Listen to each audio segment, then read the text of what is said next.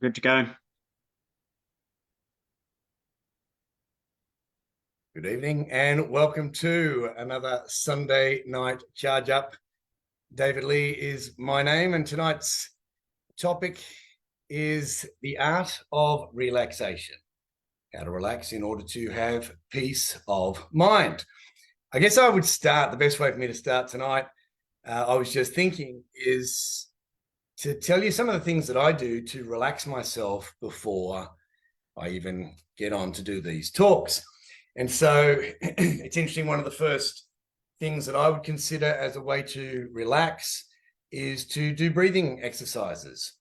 Even when I get in front of a live studio audience, so to speak, and I talk about what I'm about to talk about, and I say, before we go, I want to take you all through an exercise that's designed to immediately calm you down, to take you from fight and flight into rest and relax. And that is what is known as the physiological sigh. So I said, everybody with me on the count of three, we're going to take a deep breath in through our nostrils. Take that last little extra breath to open up those remaining alveoli or air sacs that have closed, which they do from time to time. And then make sure you're breathing out for a lot slower and longer than you did before. It elevates the carbon dioxide levels in your bloodstream and relaxes you.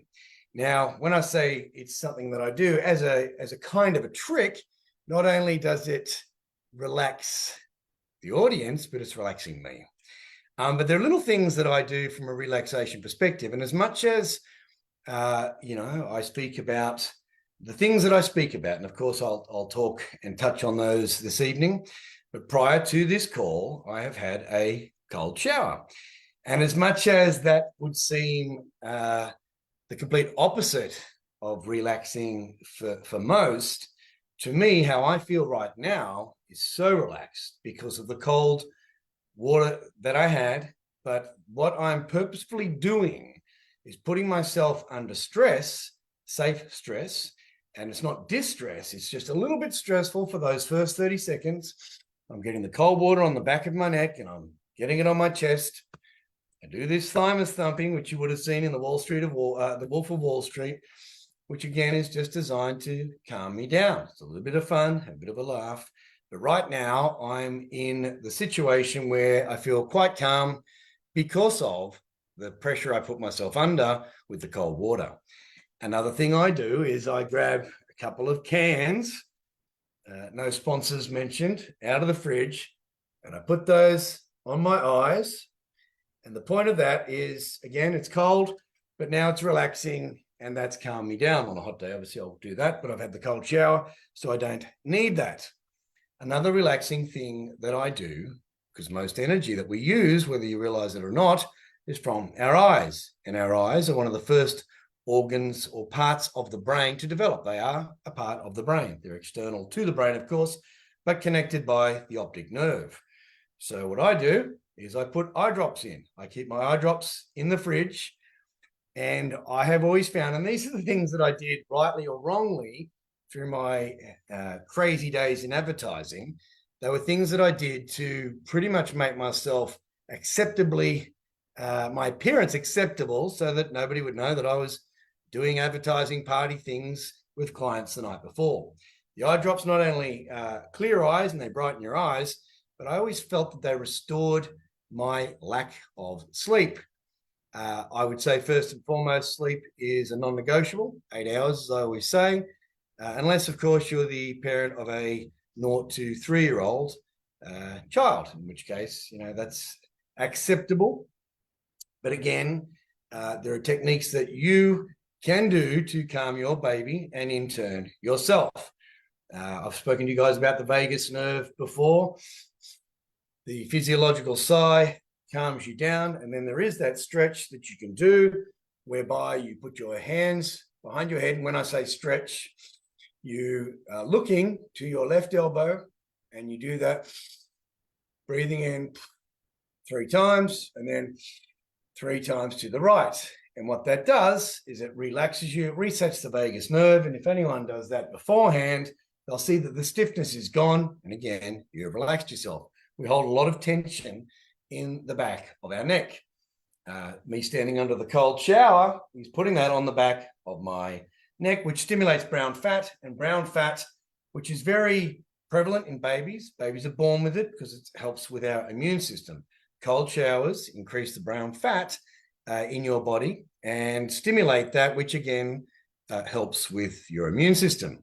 Obviously, a healthy body is a healthy mind. The healthier you can be and remain to be, the better off for you. So there's just a little, there's one other thing that I do, again, that you probably would never know, but I am standing barefoot and I'm standing on this mat. Now, I do Zooms all day long, pretty much. Of a morning, I do my morning routine that I've spoken to you guys about. I will touch on it again throughout the course of this talk tonight. But I do all that, and then I get back and I either have my Manly or Sydney-based coaching clients that I will see in real person, or I'll do the Zooms across the course of the day. Now, standing up all day long is relaxing for me. They say sitting is the new smoking. So with being a preventative hypochondriac, when I see sitting is the new smoking and I read up on it, and I think, smoking obviously leads to an early death. So if sitting is the new smoking, what can I do to avoid that problem? Of course, the opposite of sitting is standing, if you like. So I stand all day long. Standing on this mat, which, whether you noticed it or not, these are actually pointy. So it's kind of like standing on a bed of nails, but not so naily.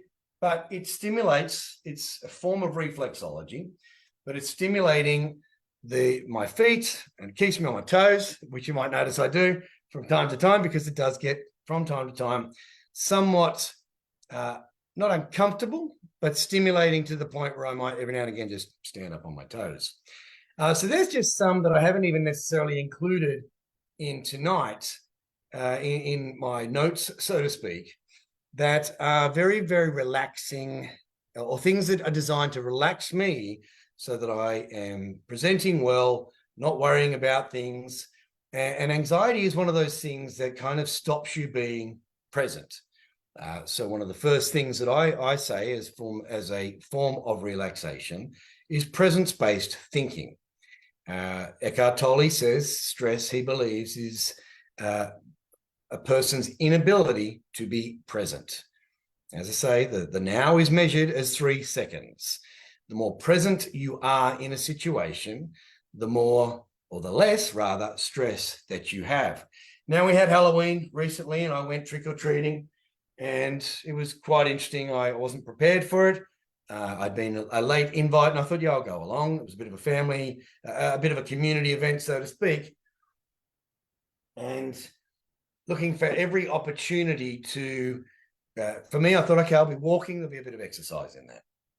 Didn't necessarily have an outfit, but someone gave me a mask that I wasn't going to wear because it looked a bit stupid, but I wore it on the back of my head, and I carried a sledgehammer with me. Now, a sledgehammer is one of those things that I use as a part of exercise. I do the boot camp here on Manly Beach on Saturday, and one of the stations was the sledgehammer. So you're just slamming it into the sand, very therapeutic, but again, a good exercise rather than slamming it on whatever else. Wasn't damaging anything. The sand was there. So I carried that around with me.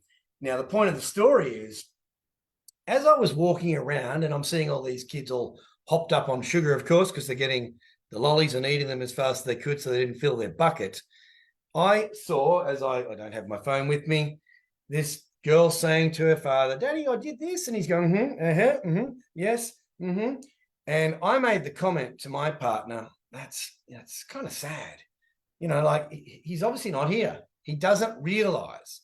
And she had said, well, clearly, you don't know. You shouldn't judge.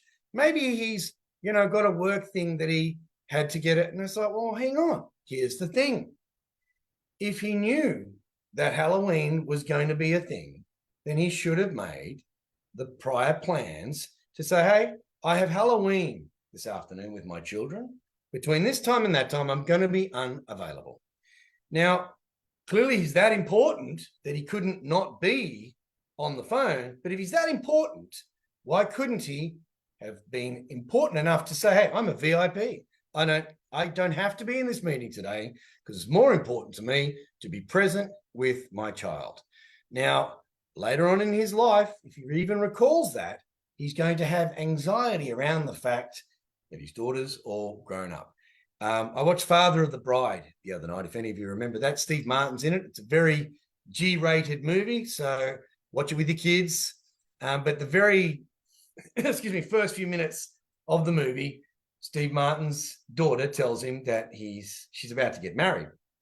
She just returned from a 4-month stint in Italy where she's met a boy, blah, blah, blah. And Steve Martin has been, I think he's a phenomenal actor. But then it cuts to a scene as she's talking and he just sees this little girl. And the little girl's going, Daddy, and speaking. And he sees his 20-something-year-old daughter as a little girl. I went for a walk with my 25-year-old daughter just last week, or early at the beginning of this week, and we sat down at the end. I had this, 20-kilo weight in it, so I was getting exercise as well as connecting with her. She's back in Sydney now. She's done her master's, and she's just doing the clinical psychology. She's got 140 hours to go. It's a bit like community service, it seems, but she's got to do that, and that's part of her, and they call it placements. When we sat down after probably about an hour and a half of walking, and we started talking, she's talking about what her plans are moving forward.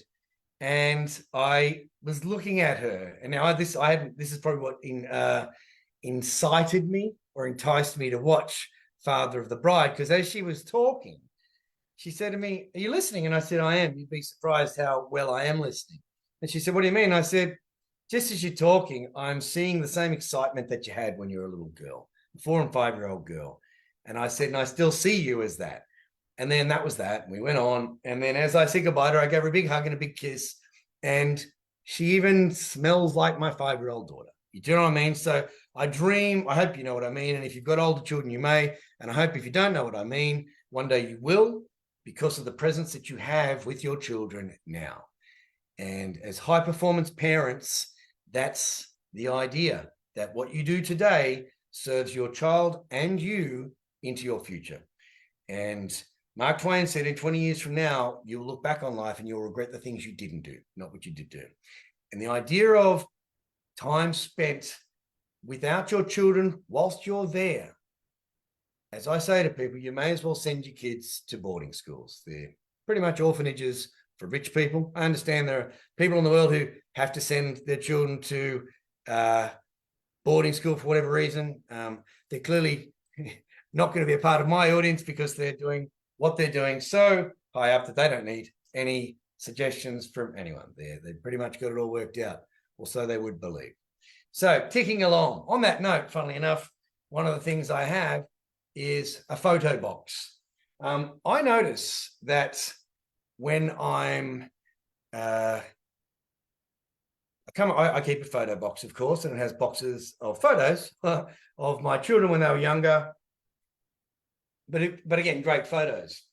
And it's one of those things that I choose the time to literally sit down every now and again. I open up the photo box and it's got a lock on it and it's fire retardant or resistant, so that in case anything ever, these are my great memories. Sure, we got them on our phone and all that sort of business. But when I sit there and I look through photos, now I have set a timer as well, because that is such a relaxing thing for me to do. And I encourage you to do the same. Now, if you haven't, scroll through your phones on the planes. Obviously, without the the wireless and all that sort of business, I will scroll through my phone if I'm not catching up on sleep. So, with that in mind, a tip that I give to my clients, particularly with their partners, and whether or not I know I haven't said this en masse, so to speak, but there'll be photos within your phone that are wonderful photos of you and your partner. They might even be wonderful photos of you, your partner, and your children. There is an app, and I have no affiliation, and there might be plenty of them. But the one that I have found is called Keepsake. And you log into the app, and then you just pretty much tick the picture or the photograph within your phone that is one of your favorites or melts your heart, and it then frames it for you. Now, I have photos I can see here, my father and I, my 2 daughters, 3 photos, 2 great photos of my children here. When they were little kids, standing in front of the dog sitting on the tucker box, one in each arm. And these are just great photos that I've had. My partner and I in a restaurant, which down at Manly, the pantry, and it was just one of those happy snaps that's got a phenomenal backdrop of the water. Perfect. And so I've had that frame. Now, these off those, bang, delivered 2 days later. What I encourage you to do, if you've got a photograph of your partner, is to get those downloaded, send it off to Keepsake, and have the address and address it to your partner. And when she opens that, I don't know what they cost, but not a lot, maybe less than $50. When she opens that and puts that photo on the wall, she's got to look good in the photo, by the way.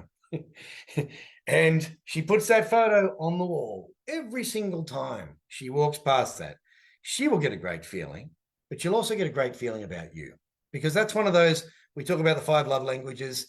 It's an act of service somewhat. It's gift giving. It's quality time. You've literally frozen time on that quality moment, and you've actually sent it to her. It's one of those wonderful things. And it's also a word of affirmation. A picture speaks 1,000 words. It's a word of you affirming that you think that's a wonderful photo of her, and you're lovely, and you're calling time on that moment in time, and you're putting it on the wall. So photo box is one of those that I think they say any time, I can't remember who said this, time you enjoy wasting is not wasted time. So from the perspective of relaxing, that's one of those things that I do in planned moments of relaxation. It's quite a deep one, so I won't go straight into that one. Clothing. So linen. Linen is one of the most comfortable shirts you can wear, or materials you can wear, and it relaxes you. There was a movie, what was the movie? Robin Williams was in it, Good Morning Vietnam. And in one of the things he says, he's talking about lesbians, and he says, women in comfortable shoes. Now, there's a cleverness about that, because how much of our clothing do we wear for fashion that is actually uncomfortable?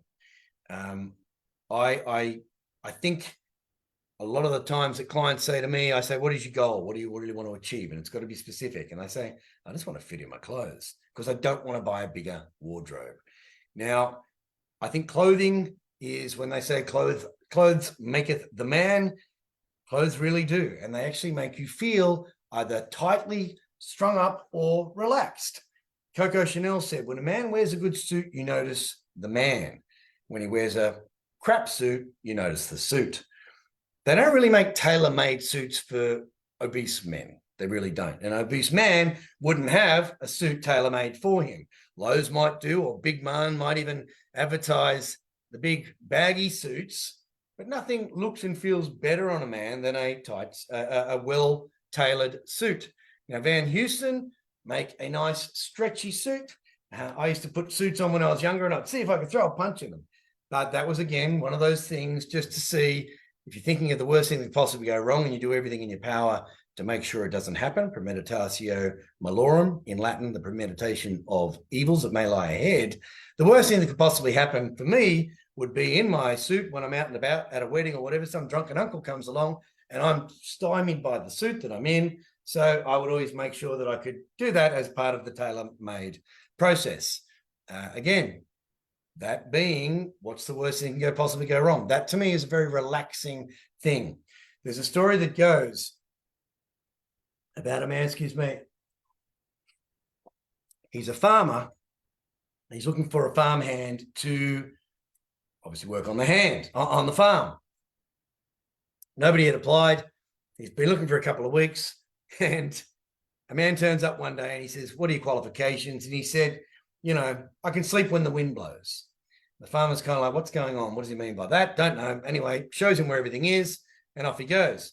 A couple of weeks later, the farmer wakes up because his blinds are rattling in the wind in his bedroom, and he goes down, he checks, and all the chickens are roosting, and the cows are all tied down, the horses are all tied down, anything that was out in the farm that might have been blowing about. And he goes up to the loft and he sees the fellow sleeping calmly. And he got with the fellow man that he can sleep when the wind blows. And the idea of doing things rather than that are going to make you lose sleep, or that you haven't prepared so that you can't sleep when the wind blows. To me, the idea of 8 hours of uninterrupted sleep, I have to make sure there's no silly sounds that can go off. Sometimes alarms go off that I didn't realize were set because they were set in the wrong way. that's a disturbance that I've got to worry about. Now, if ever I do lack sleep, my number one go-to recover on sleep is a magnesium float bath. City Cave is the name of the brand. I have, again, no affiliation. I'd love to, but I have one of those floats at least once every 3 weeks. But on any time that I am lacking sleep, I book in and I have one of those floats. And if it's a rainy day, as it has been recently, I have that. Now, it's equivalent to 4 hours sleep. 1 hour of this floating on magnesium is equivalent to 1 hour sleep. What I like to do is do a big, heavy workout beforehand, then go and relax because I don't need to stretch, because the magnesium helps me relax, and it's the nerve mineral, so it's actually very relaxing as well. So I encourage everybody to take magnesium at least 1 hour before they go to bed because it actually relaxes you. But that magnesium float, where you're literally sensory deprived, the lights are out, there's no sound, and you're floating. What happened with my float yesterday, their system was unplugged or something had gone wrong, and I was woken by some big banging on the door, and I got out and I put my towel around. I said, "Is everything okay?" And they said, "Your float's up." And I said, "Oh, nothing. The lights generally turn on and it says thank you very much." And then even after 10 minutes, the water bubbles, and they realized there'd been a hitch. I had had a float for 2 hours, which was phenomenal because I really needed the sleep. But as I walked out, I had to sit down for a while and just get my bearings. I felt stoned, not that I would know what that feels like. But to me, I literally was so relaxed that I had to sit there and regain my senses, so to speak, with a cup of tea before I thought I'd be able to drive. That's part of self-care. It's also planning for relaxation. So something like that it's not indulgent. It's $55 or so. Barefoot walking. I've got notes a little bit all over the place here, but because I pulled out that first one. Okay, I'll go to that one. There's a thing called shadow work.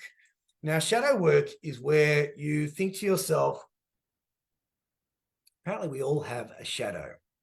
What we don't like in other people is what we really don't like in ourselves.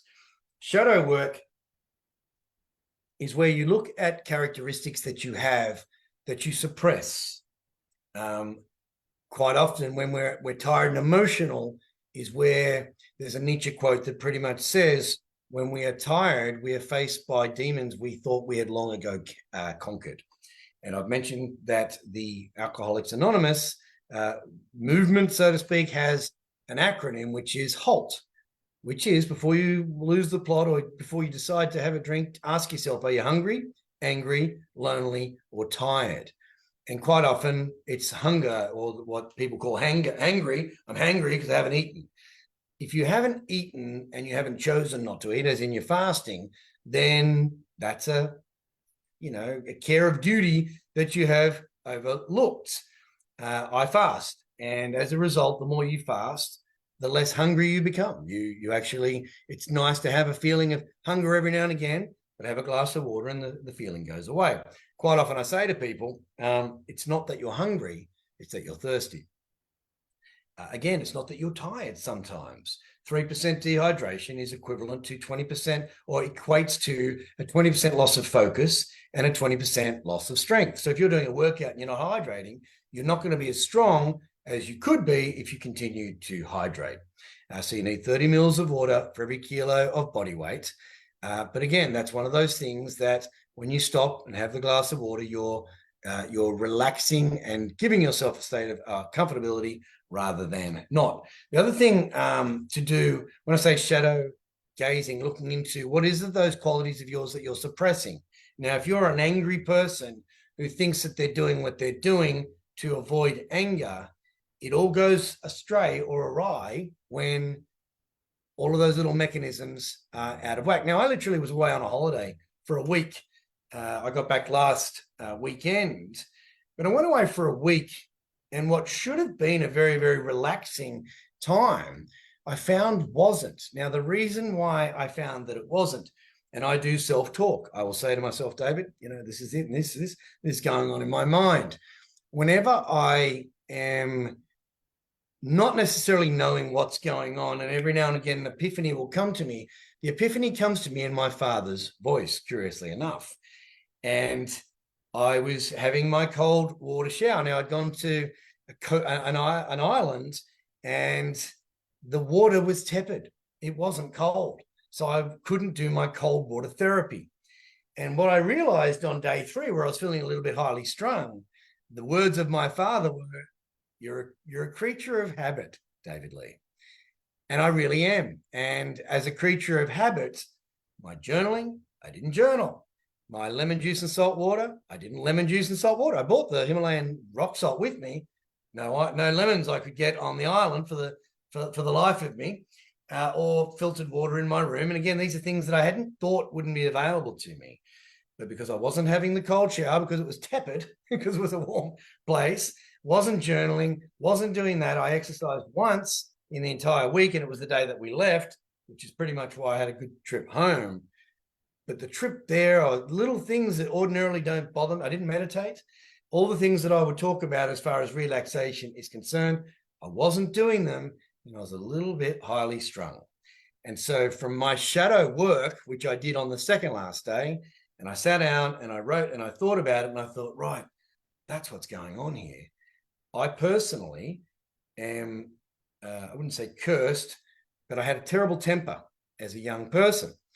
And all of the things that I've done as an older person is to calm that temper down.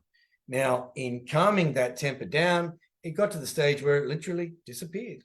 And through not doing, and here's one of the things I will say, the art of relaxation and living a life that is where you have a good peace of mind, a part of that art is consistency.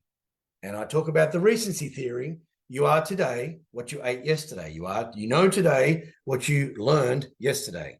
Your relationships today are based on the relationships that you had yesterday. If you had an argument yesterday that you didn't resolve, it's still sitting with you today.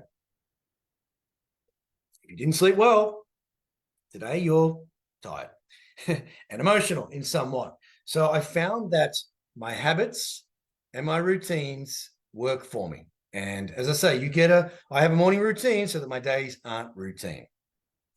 The other thing, along with shadow gazing or looking to see what your weaknesses are, true weakness in a man is recognizing he has a weakness and not correcting them.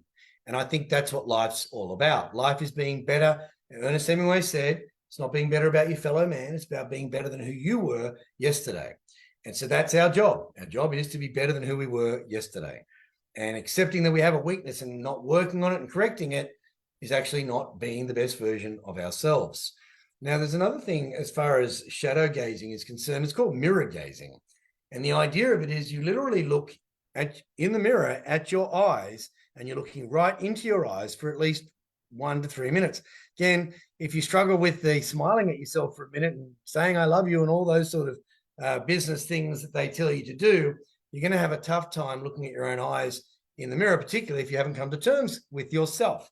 But as I say, the first day you go into a gym, trying to do weights, it's going to hurt. It's going to be difficult. You're not going to see the immediate results. You're going to get DOMS, or delayed onset muscle soreness is the acronym, for having used muscles that you haven't used for a while.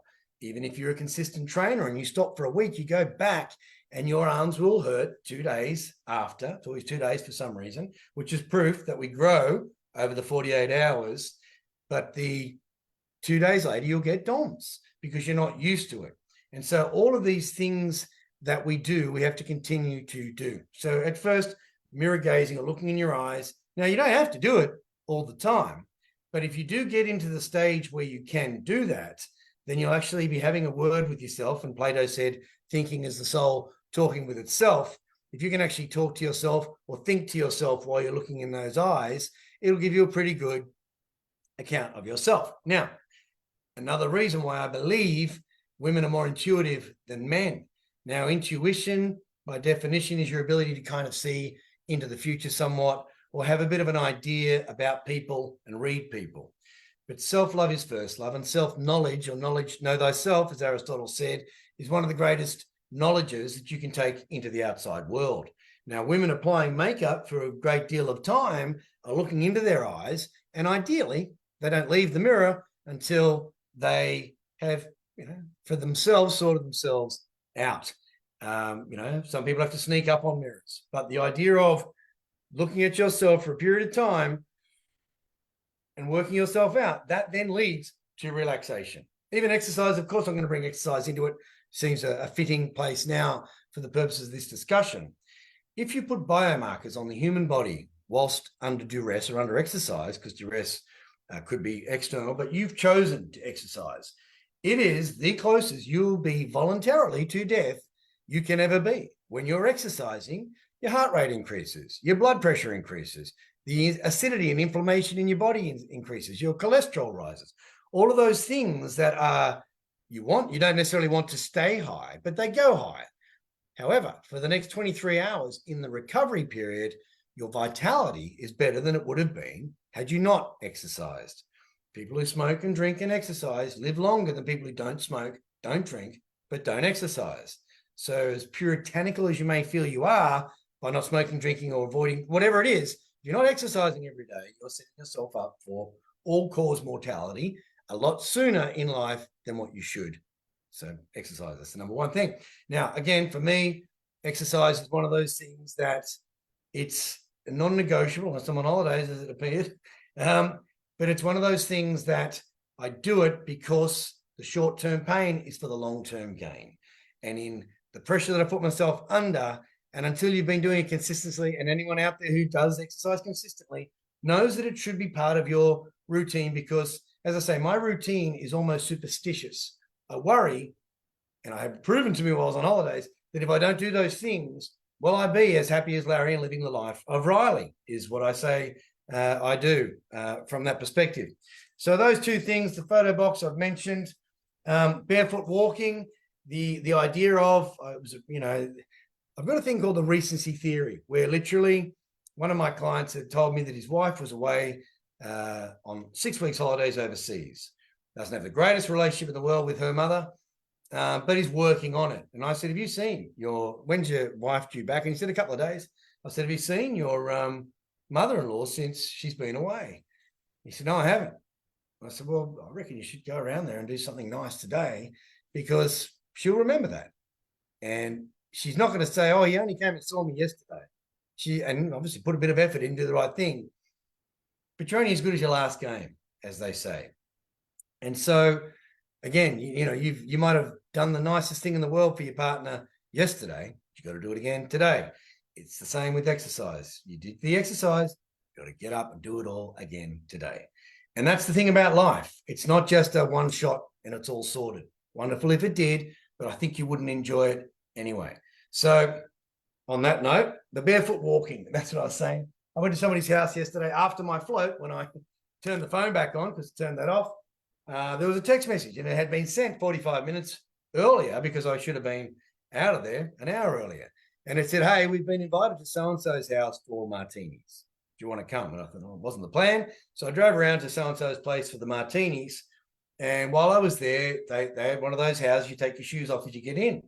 And I walked into their backyard and I stood on the grass. And within 2 or 3 minutes, I felt, again, it could have been because of the bath, the float, but there was a relaxation to it. Earlier that morning, I had taken boot camp on the beach in bare feet. They call it earthing. When a fellow is generally referred to as being a good person or having his ducks in a row, they say he's very grounded or he's down to earth, that bloke. And the reality of it is, that comes from the fact that you are grounded. You are pretty much down to earth.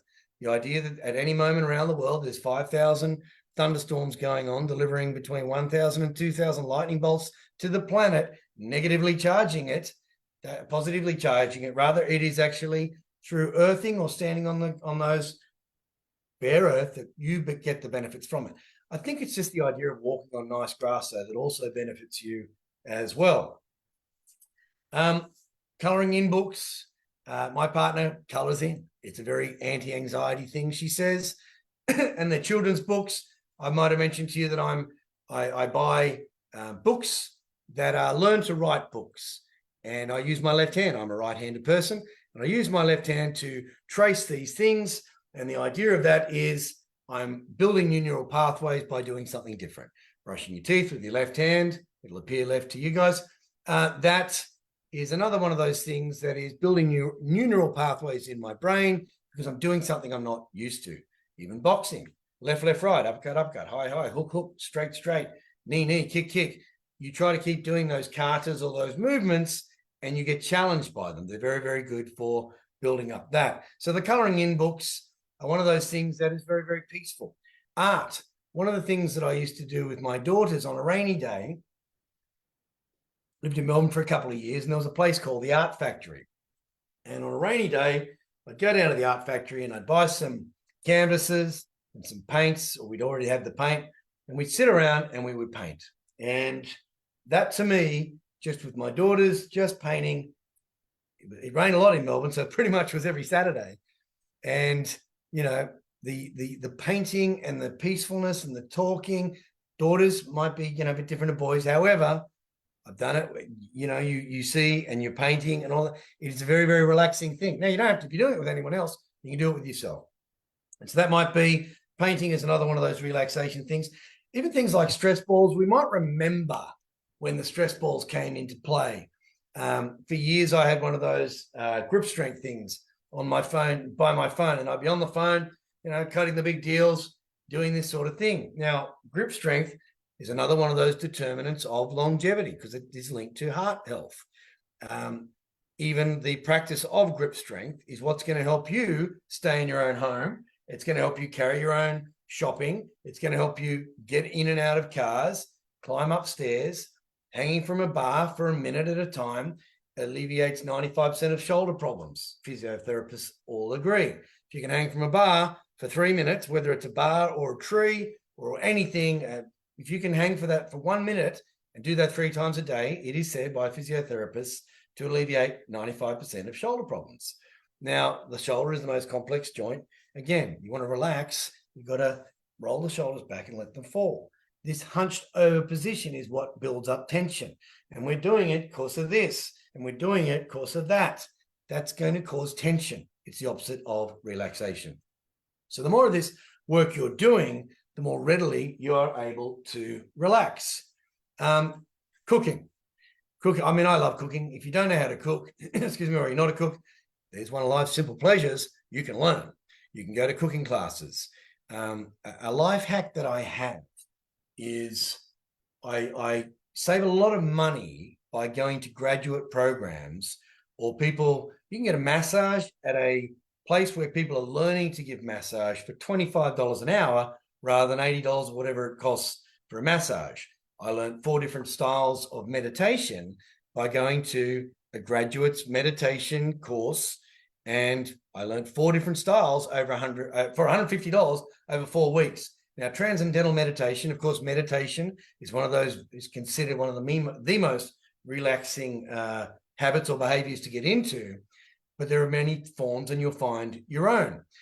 Transcendental meditation, the Beatles made popular in the 70s, is very, very expensive. Like it costs you between $1,000 and $2,000 to learn. It's all very complicated. It's not as hard. And literally for mine, anything that focuses on your breath is a good way, as in your breathing, is a good way to relax, as I evidenced, I hope, by the physiological sigh at the beginning. Now, another form of meditation is what is known as Yoga Nidra. And Yoga Nidra is kind of like a guided meditation, but it's one where you're very present and you are literally, you're aware of what you're doing. I will stand and look out a window and I'll think, you know, in reality, it's probably daydreaming, because I also see daydreaming as a very cathartic way or relaxing way to get on with things.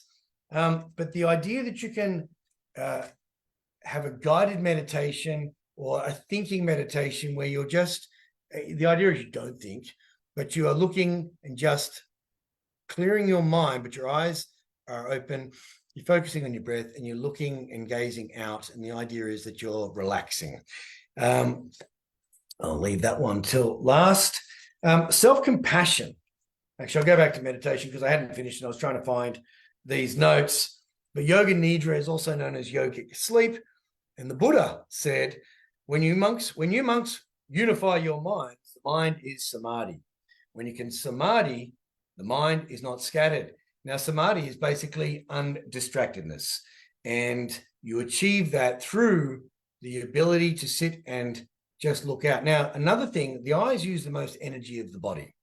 And we strain away. There are two things that I do to relax and to gain back a bit of energy. I will close my eyes for 2 minutes. And those 2 minutes restore enough energy to re-energize me and make me feel less tired.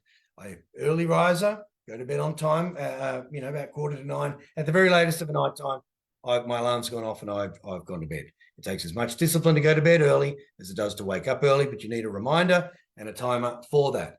Within that time of going off, I've got 15 minutes to get my act together. When I say sort myself out, it's so that, when I wake up in the morning, I'm not out of sorts because I've sorted myself out.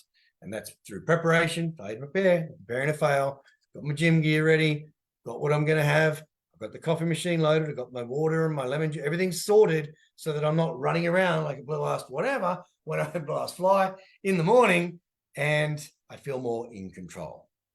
Stress for mine is your ability to feel in control, or whether you feel in control or out of control of a situation. And the more you feel in control, the less stress you have. And I reckon we are our own worst enemies where stress comes around. Road rage is the person in front of you's fault for you running late. You don't hear a lot of horns on a Sunday. The next one is, it's called, when I say nature walking or bush walking, it's called Shirin-yoku by the Japanese. It's the Forest Ministry coined the term in the early 80s. We've got millions of hectares of bushland, and yet it's a national sport for the Japanese, and they have very little compared to what we have. And yet I don't pass a lot of people on the bush trails that are bushwalk. There are a lot of things that I think, what are referred to as hippie sort of things. The hippies have cracked the code. They have a very carefree life and a very relaxed life. You go to a place like Byron Bay and they are walking around in linen clothes and they're very relaxed, they're very laid back, but they don't have the stress and they don't have the worry. We're the only creature on the planet that hoards. Somebody said to me, well, what about squirrels? I was like, yeah, well, they put them away for the winter. They save enough money, so to speak, that they actually have enough to spend during the winter, but there won't be a nut or an acorn left over. How many people go to their grave with music still in their soul? So as much as I say, you've got all that money that you put away that will never benefit you, how many skills do we have that we even hoard? We don't give them away. And one of the relaxation techniques I practice, and I encourage you to practice, are random acts of kindness. Now, a random act of kindness could be something as simple as, with my clients, I will train them, and then there's a all-you-can-eat buffet down at the Manly Pacific. It's good value, but I'm showing them high-protein foods. And my first intention is to say, what would you choose here?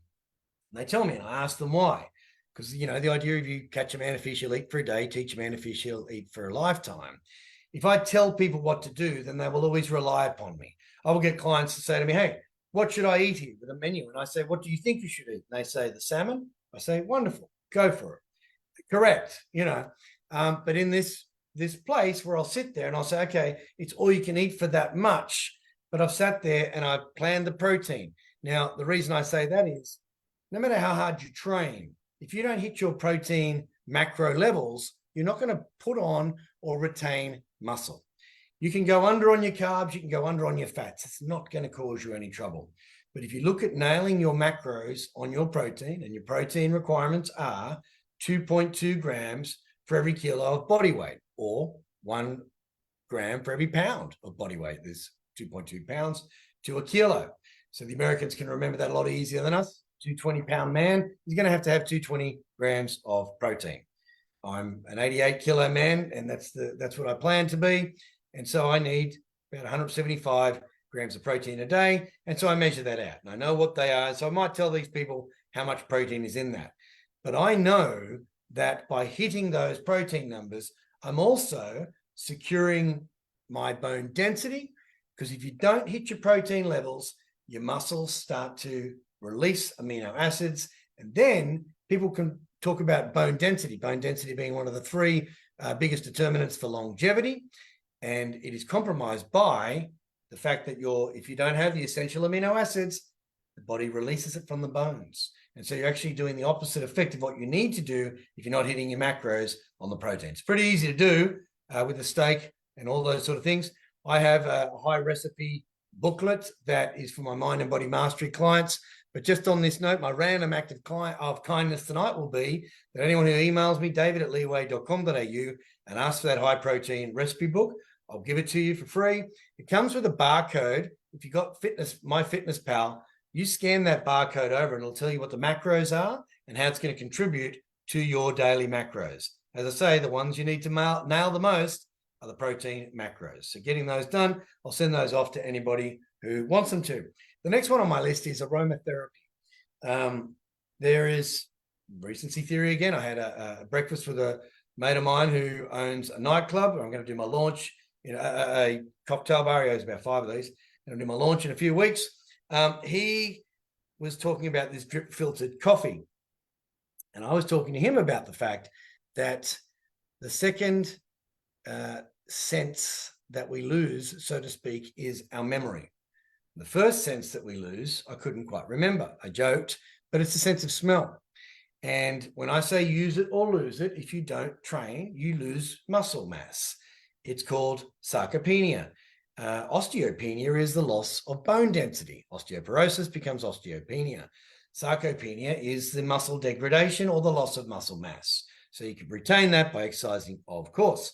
Now, when I say use it or lose it, the idea that you practice your sense of smell. So I smell the coffee beans. You know, when I talk to you guys about my morning routine, I say there's a lot of little things I wouldn't even bother telling you. But one of the things I will do, I'll smell the coffee beans. There are different types of smell that you have. It's called the retronasal olfactory. So smelling wine and smelling coffee gives you those sensory experiences. When they say stop and smell the roses, as I say, if you stop and smell the roses right now, let's just say you're 44, your 88-year-old self will thank your 44-year-old self for stopping and smelling the roses, because your 88-year-old self will remember that you stopped and smelled the roses because your 44-year-old self stopped and smelled the roses. So stop and smell the roses, practice that sense of smell. But aromatherapy, lavender is cited as the most relaxing fragrance that you can have. Again, people think, infusers and things like that are a little bit woo-woo and hippie. There are certain scents that you can smell that are good for your memory. Rosemary is one of those things that's good for my memory. I think I might have told you blokes, when you have a sauna, you actually retain things better for whatever reason, memory-wise, than what you would just studying wherever you study. So I study a lot of these sort of things in the sauna, but I also put there's an infuser in my sauna, and I put rosemary oil in there. Sometimes I just put rosemary out of the garden straight in there as well, and the oils are in the air with the eucalyptus oil, of course, but it helps me retain things. Jasmine is another one of those. Got some star jasmine coming through the window, lovely, and vanilla. And so what's interesting about vanilla is a deodorant, odorizer, if you like. If you've got a smelly fridge, put a bit of vanilla at the top, and it takes the odors out. But the idea of things being vanilla, as in boring, vanilla is a very calming and relaxing scent. So again, even if you just go to the fridge and sniff the vanilla, that's it. Spending time with animals. Now, people will have companion animals, and that's all very well and good, but cats can be cantankerous, and dogs can be very excitable. Surely, dog ownership went up by about 3,000% during COVID, so obviously they're great companions. But as far as relaxing is concerned, once the animal is relaxed, you can be relaxed. You can tell a lot about a dog's owner by the dog. I see dogs all off the chin, and it's kind of, you see the owner and think, fair enough. Obviously, a fat dog is going to have a fat owner. When my, and I joke about this, when my children were born, the dog got fat and I got fat. And it was one of those, because I stopped walking the dog as much as I would have because I was with the kids. And then it took a while to realize, hang on a second, Gypsy's getting a bit sluggish and a little bit agitated because they need to be walked. I had Rhodesian Ridgeback at the time. And so I started putting the baby in I didn't take my children out of the house for about 12 weeks. I mean, you're not supposed to walk a puppy for that long, but I didn't expose their little lungs to the external environment too much other than the backyard. Another one of those relaxing things is a hammock. And I have a great photo of me being in the hammock with my young daughter when she was first born. Her heartbeat, her ears were against my heartbeat, but that rocking, soothing nature was just a phenomenal way to relax. And I had a really highly strung job at the time, but I was able to actually relax in the moment with my daughter. And I have photos that I found in the photo box the other day, which remind me of that. But the top 10 animals, as far as peaceful animals are concerned, doves, sheep, lambs, frogs, cranes, or storks, kingfisher, the manatee, you might have guessed if you know what they are, sloths, no surprise there, butterflies, the panda, and the bald eagle. Now, obviously, none of us have a pet bald eagle or a pet panda, but we do have access to these animals if we go to a local zoo.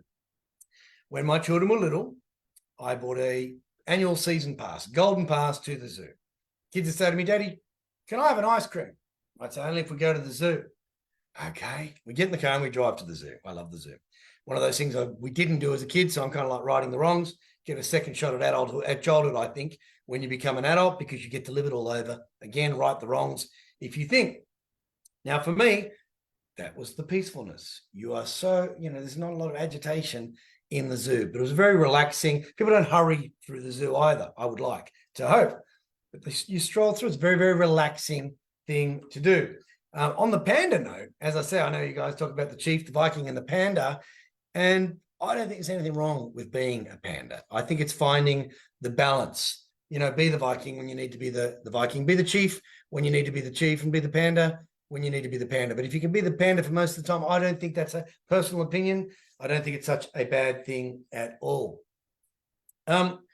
Next on my list, of course, is music. When I say, of course, it's one of those things that I lead the day with, and I finish the day with.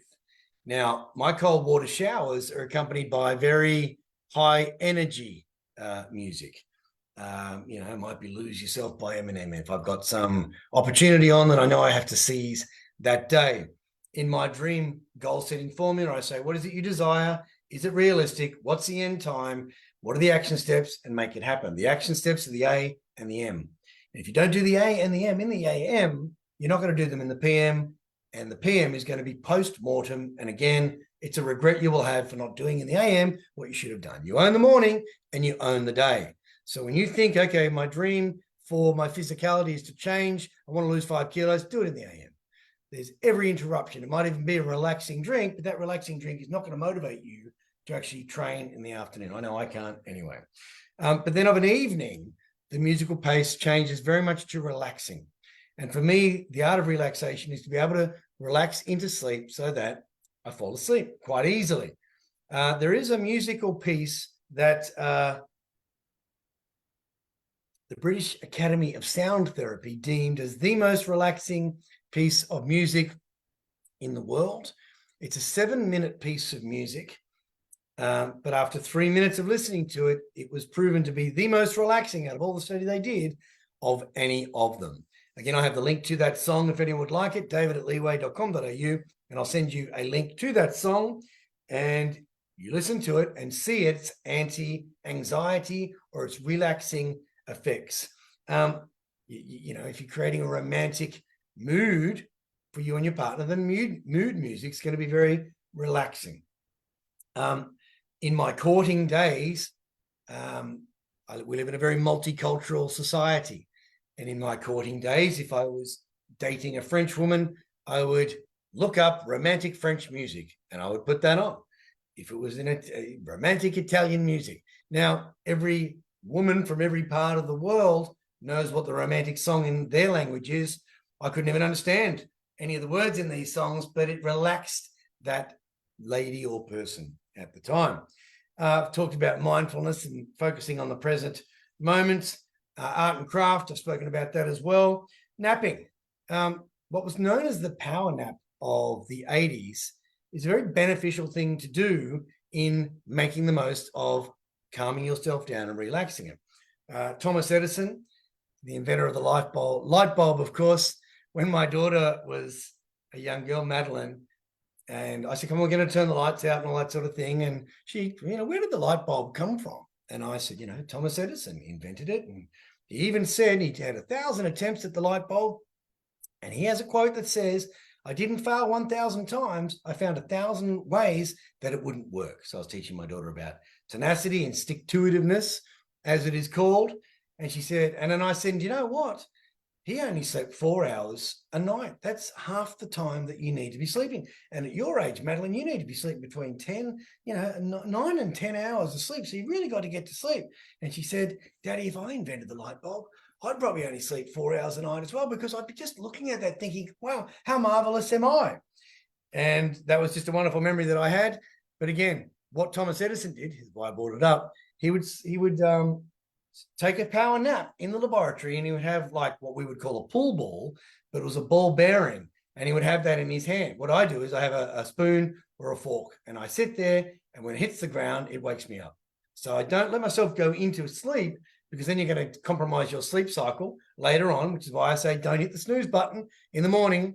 When you hit the snooze button, that 9 minutes puts you into another sleep cycle. So you wake up even more tired than what you were when you thought you needed that extra snooze. When you're setting your alarm, disable snooze, because there are some times when you hit stop and you've actually hit snooze. So that happens to me a lot, because I've hit stop and then I'll be in a session with somebody and the alarm keeps going off and it causes me stress. So now, or it's not relaxing as such. I've talked about exercise, rest and recovery is very, very important. Nourishing foods. I went to lunch today, and even though I talk about the all-you-can-eat buffet down the road, protein is very satiating. It's very filling. So again, it fills you up, so you don't need to eat a lot of it, and you're not feeling hungry after you've had a nice, fulfilling meal. And I mentioned the queue earlier on, because in the queue, I would always talk to somebody. And the lady who I was with last week said, well, I noticed that you always talk to people. And I said, it's a random act of kindness, because I've actually said something nice to that person. And that was what I was talking about earlier on. Even the idea of tapping and going at the salvos or donating money, it's a random act of kindness, letting somebody in. Yesterday, as I was about to set up boot camp, and I put all the weights in the back of the car so I can put them down. And as I was pulling in, this lady cut in, and I said, excuse me, hey lady, I've got to set up training for about 24 people. And, that's kind of my spot. She said, I'm going to be late for my 7:30 yoga class. And just went in and ran off. And I thought, okay, I've got to relax here, because she's going to something that's supposed to be relaxing. She's not, ideally, I would like to think, throughout the course of her yoga thing, she'd be thinking, well, that was a pretty crap thing to do. I stole someone's car park. The guys, which I don't know and I don't hope, but I had to find another place and lug this weight for a lot longer. Turned out I flipped the channel, changed the channel, and put that was my workout for the day. So when I finished the boot camp, and then I did a boxing session after that, and carrying everything all the way back up to the car, I set a timer. It took me 35 minutes, and I burnt, I think it was about 420 calories. So thank you, lady. You gave me some what is known as not intermittent, the incidental exercise I got out of it. So thank you, and I hope you enjoyed your yoga session if you're out there. But nourishing foods. So today I did go to lunch. You want some more, Dave? You want some more? And the point of it is that I know that if you put people before you, the ability to say no is being kind to yourself. And that's a random act of kindness to yourself. But for me, it's a very calculated act of kindness, because I know that I'm going to feel full, and I'm going to feel uncomfortably full. And if I'm talking about the art of relaxation and getting peace of mind, I don't feel comfortable after I've eaten too much food, particularly before I go to bed. So a good way of relaxing is to have an early dinner. Now, I won't have dinner tonight, because I did eat, and I had a good enough meal, but I wasn't uncomfortable. But to me, I've had enough. I've hit my calories. I know I've hit my protein. And so I won't have dinner, because it's bedtime soon anyway. But nourishing foods are very, very relaxing. I talk about overeating relating to overthinking. That vagus nerve stretch that I talked about earlier on, and the vagus nerve being the C10th cranial nerve, where the brain tells the body what to do, 90% of the time. There is one nerve, the vagus nerve, that sends the information from the gut. Hippocrates said all disease begins in the gut. And the gut is what the gut-brain axis is what the vagus nerve is called. And it actually takes those nutrients up to the brain and tells the brain how to think. So if I'm eating overprocessed foods, I'm going to have overprocessed thoughts. If I'm numbing my brain, Seneca said drunkenness is voluntary insanity. If I get smash drunk, then I'm telling my brain just to kind of switch off and maybe say things I don't want to say or shouldn't say and all that sort of business. Not saying I don't get comfortably numb, but the point of that is it's over a period of time, and then, that's that. But the nourishing foods are one that you really should consider. I've spoken about cooking. For me, as I say, I probably digressed on the meditation with the cooking, but I have done a lot of cooking classes in my time so that I would know how to do things. The first thing I learned how to cook was spaghetti bolognese. I've perfected that dish, so to speak, by now, in that I've traveled around the world, and each person I've met, I've asked them for their secret ingredient, and they're all in my spaghetti bolognese. When anyone asks what the secret ingredient is, I say love, particularly if they're people who I want to feel loved and cared for. But I think there's a very, again, confidence is relaxing. Arrogant people are very insecure people. They're very uncomfortable people. The more confident you are, the more you can sleep when the wind blows, the more relaxed you appear. It's gone against me in some ways in life where I've had bosses say to me, you swan around here as though you don't really care and everyone else is in it. Well, that shouldn't be a detriment. Just because I can keep my head while all around are losing theirs, that shouldn't go against me. So I'd have to pretend to walk around quickly, like George Costanza pretending he had a lot of things to do and was upset. Gardening to me is one of the most relaxing. They say you're never closer to heaven than you are in the garden. For me, and again, this fellow yesterday when I stood on his lovely grass and all that sort of business, and he was talking about beer and how much he enjoyed beer. And I said, what I used to do was I'd put one beer in the freezer and I would mow the lawn. Fair enough sized backyard, but I would get in there and I then just pretty much slam that beer. That was my rehydration, so to speak. And then that'd be it. I'd get out and I'd do the rest of the stuff and on I'd go from there. But it was enough of a beer buzz, so to speak, but a very relaxing way. Now, I don't know, was it that or the gardening? But I loved gardening. It's one of those things that's very, very relaxing. Tea breaks. There's a joke about a bloke. A man goes to hell, and at the door he meets the devil. At they're not the pearly gates of heaven, at the gates of fire and brimstone. And the devil walks him in and says, right, there's 3 rooms. You get to choose. You get to choose eternity in one of 3 rooms. And I'll show you what it is. And he walks into the first room, and this little devil hands him a cup and saucer with tea in it, just the way he likes it. And he gets in, he stands in, he's up to his knees in molten lava, and it's burning, and there's grinding and gnashing of teeth going along, and this is a bit hot, and the smell of burning skin is terrible. Anyway, the devil says, okay, well, that's that room. He goes, okay, no worries. And he goes to the next room, and they hand him a cup of tea, and it's just the way he likes it. And he gets there, and he's up to his knees in an ice slurry, and the chattering and the grinding and chattering of teeth in room number 2. And spent eternity in this. It's a little bit cold, it's not necessarily on the back of his shoulders, so he's not getting the cold water therapy. It's just, numb toes. Anyway, he gets to the 3rd room, and they hand him a cup and saucer. Same thing, tea just the way he likes it, but there's an odd smell in the air, and he looks around, and everybody's up to their knees in sewage. It's just slurry and slush, and terrible. Anyway, he thinks, there's no real pain here. And I think if I drink my tea close enough, then for the rest of eternity, I might be okay. I think I'll choose room number 3, please, devil. Satan says, right, in you go. He sits there with the tea, and he says, what happens? We just top it up for eternity. Great. Excuse me, going away. A couple of minutes later, one of the little devils walks in and says, right, everybody, tea break's over. Back on your heads. So the idea of that, though, tea breaks are very relaxing, but we don't stop. We don't stop and smell the roses. We don't stop and have those tea breaks. You deserve it, and you owe it to yourself. Of an evening, again, I have a chamomile tea. I know that you guys have and I have some. Zach sent me some, and it's the deep sleep or the relaxation tea of a night time, and I like it. It came with my little purple jigger, and I have that, and it's very, very lovely, very, very relaxing. And again, one of those things that you already have the art to do. To know and not to do is really not to know. Daydream, I'm just conscious of the time here. Daydreaming, self-compassion.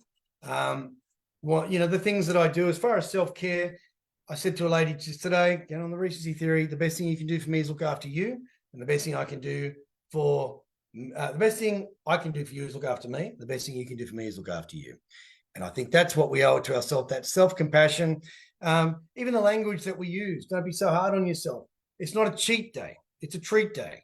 If you made a mistake, forgive yourself, dust yourself off and get back on and commit to being better and trying harder or being a better person the next day. That's self-compassion. Let yourself off the hook. Cut yourself some slack. The random acts of kindness. Tai Chi. When I was about 20, I did Tai Chi. I was doing martial arts and boxing and all that other stuff. But the martial arts instructor talked about this, and there was an offering on it. Now, I was the youngest person by about 60 years, but I did the Tai Chi, and it is a very, very relaxing thing. I think the point of it is that you're slowing down. Again, dancing could be one of those things. I've got karaoke on the list. Singing songs that you like to sing with your friends in an environment where no one's going to judge you. It's a relaxing thing. I spoke about hammock time, clothing, linen shoes, forest bathing, decluttering. It's one of those things that getting rid of the rubbish and stuff around you. Cleanliness is next to godliness. Benjamin Franklin said that all your things have their place and all your places have their things. So all parts of your business should have its part of business. So your work area, to clean that work area up, it gives you a relaxed way. I do it every Sunday night or Sunday afternoon rather, where I'll clean my workspace so that when I hit it on a Monday morning, I'm more relaxed than I know this sort of stuff. So again, one of those, obviously spoke about that. Cooking, gratitude, dancing, slow dancing, again, is a very relaxing thing with the nice music sort of thing. I talk about the 15 minutes that I have before I go to bed, and I practice my gratitude. The other thing that I do as the last thing is I read, and there's a good book out there that you can all read.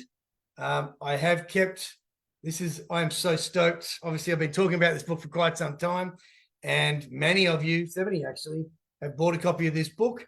I'll be sending them all out tomorrow morning. I'll be personally writing a message in there for you. Some of you guys have actually bought 2 and some of you have bought 4. So obviously they're gifts for other people. So a lot of faith in me with that one. Thank you very much. If you have, please send me an email tonight, david@leeway.com.au, where you say, this is for my son Gary, or it might be for my mate Barry.